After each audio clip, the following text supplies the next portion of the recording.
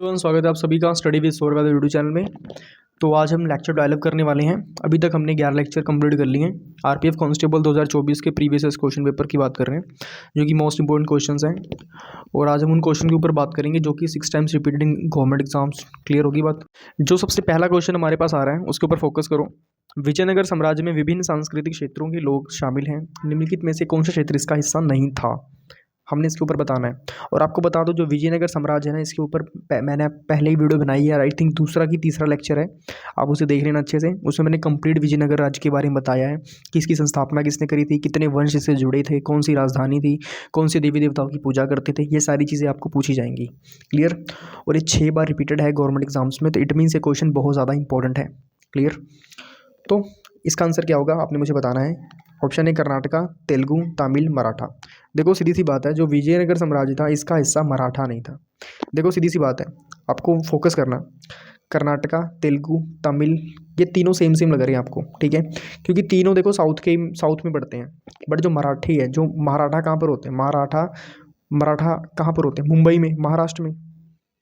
कहाँ पर होते हैं, या तो मुंबई में या तो महाराष्ट्र में। क्लियर होगी बात सभी को।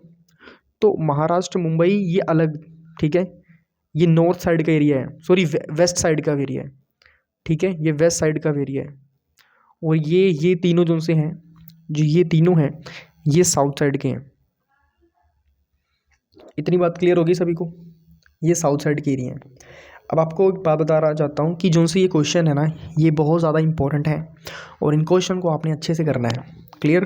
क्योंकि देखो एग्ज़ाम आ चुके हैं, अगर आप अभी नहीं पढ़ोगे फिर तो आपकी मतलब पतन तय है आपका, समझ रहे हो। और फिर आप सिर पे हाथ रख के बैठोगे और फिर कुछ भी नहीं हो पाएगा। इसलिए कह रहा हूँ अभी मौका भी, पढ़ाई पर ध्यान दे दो। क्लियर। तो आपको बताना चाहता हूँ फिर से वंस अगेन कि लेक्चर 12 हम कंप्लीट कर रहे हैं आज, और आपको मोस्ट इंपॉर्टेंट क्वेश्चन करा रहा हूँ। जो क्वेश्चन 6 बार रिपीटेड हैं, अच्छे से एनालाइज करके रिसर्च करके आपके लिए मैं क्वेश्चन लेकर आया हूँ। तो इन्हें आप हल्के मत लेना, ठीक है, सीरियसली लो और जितना हो सके उतनी ज़्यादा पढ़ाई करो, क्योंकि ये समय रेस्ट वेस्ट का बिल्कुल भी नहीं है। इंस्टाग्राम सब छोड़ दो, ठीक है, फालतू अपना टाइम वेस्ट मत करो। एक एक सेकंड की अपनी कीमत समझो और उसे अच्छे से यूटिलाइज़ करो। क्लियर होगी बात। क्योंकि देखो, अगर तुम टाइम की कदर नहीं करोगे ना, तो भैया टाइम तुम्हारी बिल्कुल रत्ती भर कदर नहीं करेगा। इसीलिए सबसे पहले respect your time, respect your self. अपने आप की इज्जत करो, अपने टाइम की इज्जत करो।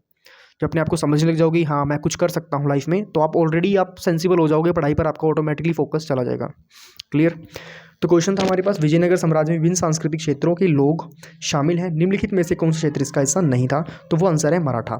अगर आपको मेरी थोड़ी सी स्पीड तेज़ लगे तो आप वीडियो को स्लो करके भी देख सकते हो, ठीक है। आपको पता है प्लेबैक स्पीड में जाना है, 0.75x होगा, आपने इसको टच कर देना है, आप वहाँ पर देख सकते हो। क्लियर होगी बस सभी को। क्योंकि ना एक्चुअली मेरी बोलने की स्पीड ना थोड़ी फास्ट है, तो इस वजह से मुझे भी लगता है कि शायद मैं थोड़ा फास्ट बोलता हूँ। अब आपको बताता हूँ, एक निकोलो दी कोंडा था। क्या था, निकोलो दी कोंडा। वो कब आया था, वो देवराय फर्स्ट में आया था। आपको बताता हूँ बात, जो निकोलो दी कोंडा था, जो निकोलो दी कोंडा था, वो कब आया था, वो देवराय फर्स्ट में आया था। देवराय फर्स्ट में आया था। ये बातें आपने याद रखनी है। क्लियर होगी बात सभी को। और अब्दुल रज्जाक कब आया था, अब्दुल रज्जाक कब आया था, देवराय द्वितीय में आया था, यानी देवराय सेकंड में आया था। क्लियर होगी बात। इन चीज़ों को आपने फोकस करना है। जो निकोलो दी कोंडा वो देवराय फर्स्ट में आया था, जो अब्दुल रज्जाक है वो देवराय सेकंड में आया था। इन चीज़ों को आपने फोकस करना है, अपने दिमाग में रखना है। क्लियर होगी बात सभी को। चलिए बहुत बढ़िया। अब फटाफट चलते हैं नेक्स्ट क्वेश्चन की ओर। तो नेक्स्ट क्वेश्चन आपके सामने है, what is the transfer of heat through horizontal movement of air is called. कहने का मतलब क्या है, अब हॉरिजॉन्टल का पहले मतलब समझो आप। जो हवा ऊपर की तरफ जाती है उसे बोलते हैं वर्टिकल। क्या बोलते हैं, वर्टिकल। और जो हवा ऐसे जाती है उसे बोलते हैं हॉरिजॉन्टल। क्या बोलते हैं, हॉरिजॉन्टल। इतनी बात क्लियर होगी आप सभी को। जो हवा ऊपर जाती है 90 डिग्री में जाती है उसे बोलते हैं वर्टिकल, और जो हवा 180 डिग्री में जाती है, 180 डिग्री कौन सा होता है, बिल्कुल सीधा। जैसे हम चलते हैं, फॉर एग्जांपल यहाँ पर एक इंसान है, वो सीधा चल रहा है, तो वो कौन सी डिग्री में चल रहा है, वो 180 डिग्री में चल रहा है। और 360 डिग्री का पूरा सर्कल होता है। क्लियर। 360 डिग्री का पूरा सर्कल होता है। क्लियर होगी बस सभी को। तो ये चीज़ें होती हैं। अब मैं आपको बताना है कि वह कौन सी हवा है, वह कौन सी गर्म हवा है जो हॉरिजेंटल मूव करती है, उस हवा को बोला क्या जाता है। देखो इस क्वेश्चन में ना बिल्कुल कुछ भी नहीं है और फिर भी ये 6 बार पूछा गया है। क्यों 6 बार पूछा गया है? क्योंकि लोग थोड़ा ना मतलब पजल हो जाते हैं इन चीज़ों में। आपको पजल बिल्कुल भी नहीं हो, आपको क्या करना है, आपको बताना है इस गर्म हवा को क्या बोला जाता है। गर्म हवा को लू बोलते हैं। क्या बोलते हैं? लू बोलते हैं। तो इसका आंसर क्या होगा? इसका आंसर लू है, बात खत्म। इसका आंसर क्या है? लू। मैं लिख देता हूँ यहाँ पे, इसका आंसर क्या है? लू। क्लियर? मैं यहाँ पे लिख देता हूँ लू। क्लियर होगी बात सभी को? What is the transfer of heat through horizontal movement of air is called. तो इसका आंसर होगा लू। क्लियर? 6 टाइम्स रिपीटेड है गवर्नमेंट एग्जाम्स में। और जो वर्टिकल होता है उसे 90 डिग्री में बोलते हैं, जो हॉरिजॉन्टल होता है वो 180 डिग्री का होता है। इतनी बात क्लियर है? डिग्रीज आपने याद रखनी है। जो चीज़ बिल्कुल सीधा, जो हवा बिल्कुल ऊपर की तरफ जा रही है उसे बोलेंगे वर्टिकल एयर, और जो हवा बिल्कुल सामने जा रही है उसे बोलेंगे हॉरिजॉन्टल एयर। आई होप ये चीज़ें आपको क्लियर हो गई होंगी। ठीक है, तो मैंने आपको 2 क्वेश्चन करवा दिए हैं। क्लियर?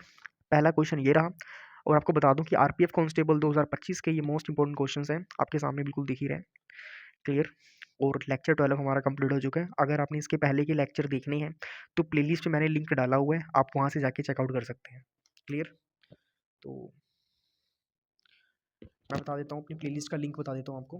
तो जो मेरी प्लेलिस्ट का लिंक है आप इधर देख लो, SSC GD/RPF कांस्टेबल, ये प्लेलिस्ट का नाम है। और इसमें टोटल अभी तक 12 वीडियो अपलोड हो चुकी हैं। ठीक है, क्या है ये प्लेलिस्ट का नाम है, प्लेलिस्ट नेम है।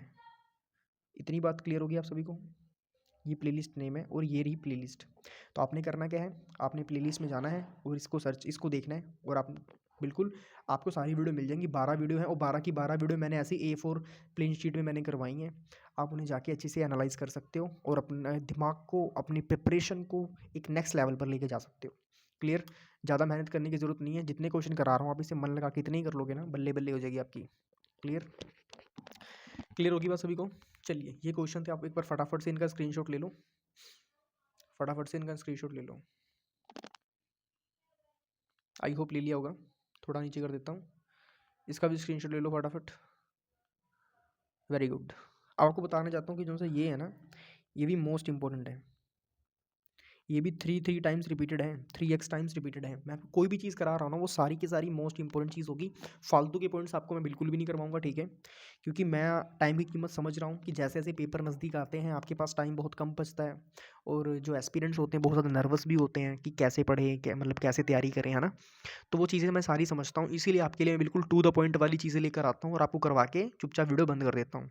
क्योंकि मुझे पता है टाइम वेस्ट, मुझे नहीं लगता कि ये सही होगा कि मैं लंबी लंबी वीडियो बनाऊँ और बातें बातें करके ख़त्म कर दूँ। तो ये चीज़ें मुझे नहीं लगता कि बेनिफिशियल हैं। ठीक है, तो फटाफट से आप इन चीज़ों को पढ़ लें और इनकी नोट्स बना लें। अगर आप नोट्स बनाने का, अगर आपके पास टाइम नहीं बच रहा है तो एक काम करो, आप मेरे लेक्चर्स को आप डाउनलोड कर लो, उन्हें आप मल्टीपल टाइम्स देखो, आपके दिमाग में ऑलरेडी बैठ जाएंगी चीज़ें। क्लियर होगी बस अभी को? चलिए, नेक्स्ट क्वेश्चन आपको मैंने करवा दिया ये भी, और ये क्वेश्चन भी 6 बार रिपीटेड है। आपके सामने बिल्कुल लिखा हुआ है 6 टाइम्स रिपीटेड। क्लियर है सभी को? और आपको मैंने बता दिया 90 डिग्री और 180 डिग्री का फ़र्क क्या होता है। तो आई होप इसके लिए आपके दिमाग में कोई भी मतलब डाउट ना हो तो बढ़िया है। चलिए, मिलते हैं नेक्स्ट वीडियो में, तब तक सभी को राम राम, जय बजरंगबली। खाओ पियो ऐश करो और पढ़ाई भी जमकर करो। चलिए, मिलते हैं नेक्स्ट वीडियो में। Bye bye.